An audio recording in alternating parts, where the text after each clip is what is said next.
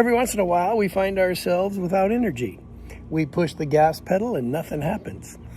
We have the best intentions to jump out of bed and hit working out at 5 a.m. We can't budge off the mattress.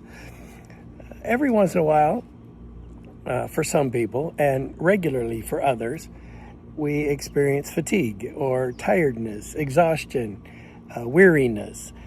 For me, in this case, I'm referring to is just lack of energy. I fasted for several days, and then I kept up my walking in the 95-degree heat, and I think the combo, I woke up yesterday with no strength, just tired. And I wanted to, but I just didn't have the oomph to do it. Well, this is not ignored in the scripture. Today, a psalm for today would be a psalm for when we're tired, or a psalm for when we're exhausted, a psalm for when we are fatigued. Psalm 102, hear my prayer, Lord. Obviously, a good thing to do when we experience fatigue is to pray. Hear my prayer, Lord. Let my cry for help come to you. Lord, allow my prayer to even be effective. Let it come to you. Do not hide your face from me when I am in distress. Turn your ear to me when I call. Answer me quickly. I don't have enough strength to do anything. I need your immediate action. For my days vanish like smoke. Listen to the illustrations. My days vanish like smoke. My bones burn like the glowing embers. My heart is blighted and withered like grass. I forget to eat my bread. I am groaning. I am reduced to skin and bones. I am like a desert owl, like an owl among the ruins. I lie awake. I have become like a bird alone on a rooftop. What an interesting poetic description of exhaustion. Notice what the psalmist doesn't do in Psalm 102. He does not explain away his depletion.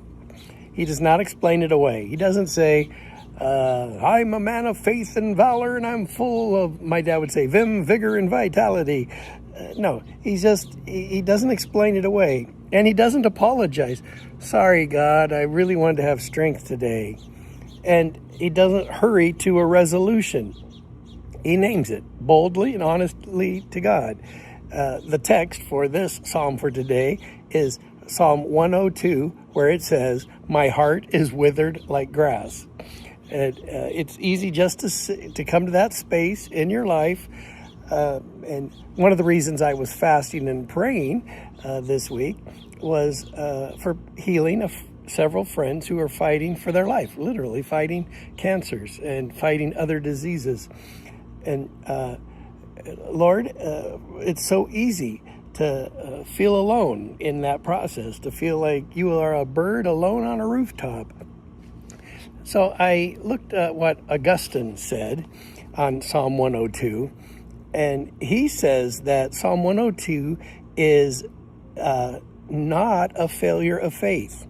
Psalm 102 is not a failure of faith. It is the exercise of faith, because the psalmist is bringing his depletion to God rather than hiding it in lack of trust. In other words, he trusted God and could bring his real bodily experience to God.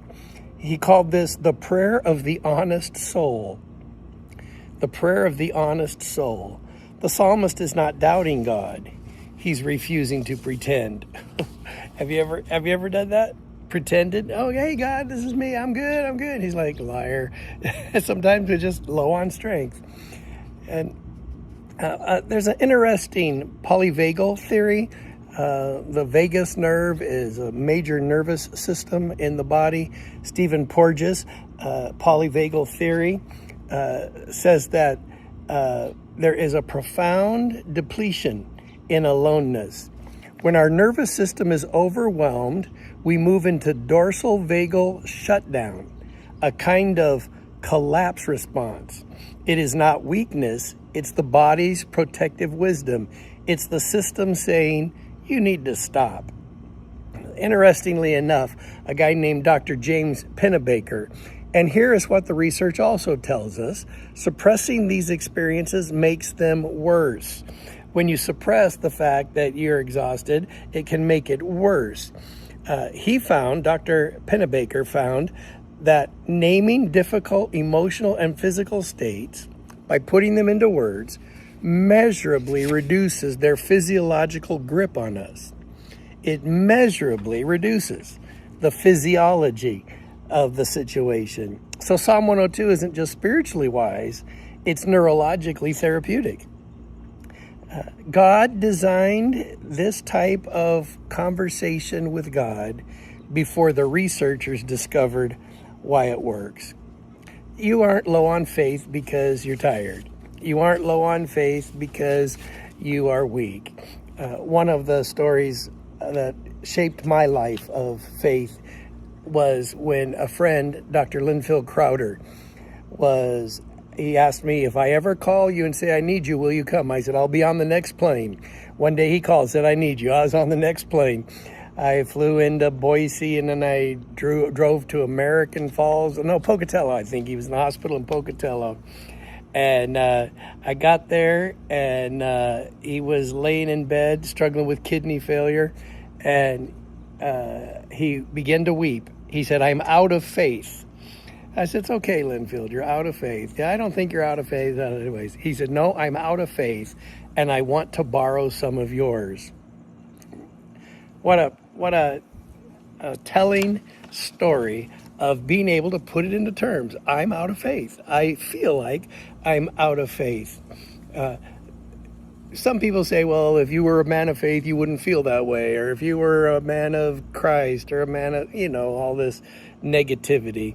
But the fact is, if you're depleted today, don't have a long list of things to recommend.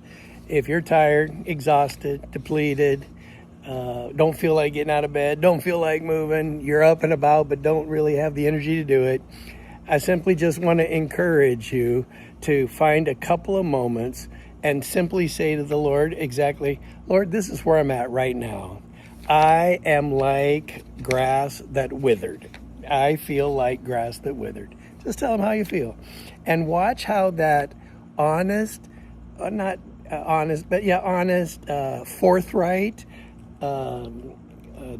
guttural statement to God receives his grace and love and care for you.